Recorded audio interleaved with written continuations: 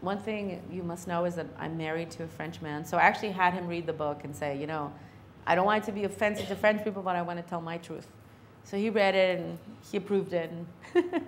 And also my kids are French, so you know they're half French, half Mexican. So I also don't want to say something that they'll later go, oh my God, you know. But so my husband and I left to France because we were really disgusted by W getting reelected and all that, the war, and we were going to start a new life in France. And so I went to France, and I was going to have my second child. And I was going to focus on just writing novels. And so when I was there, I studied French.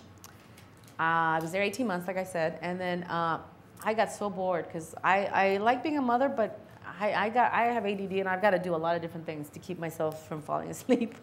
And I said, you know, I told my husband, you know, I think I want to go to cooking school. When he's like, what? You've never cooked for me. You don't like cooking. You're like, ah. And I said, I know, but I think I want to write a novel about a Latina who goes to cooking school.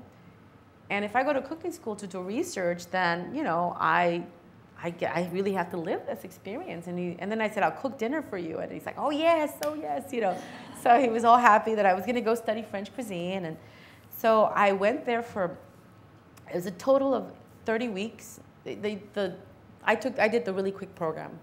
The fast program, I mean, the slow program, the normal program is like 9 months. I did it in 30 weeks. Just to observe and just say, okay, I don't know what the story is. You know, I actually had sold the idea and the story, even though I didn't know what it was about, but I just kind of made something up. And they said, oh yeah, we like it. And they were like, oh my God, I hope I can write the story.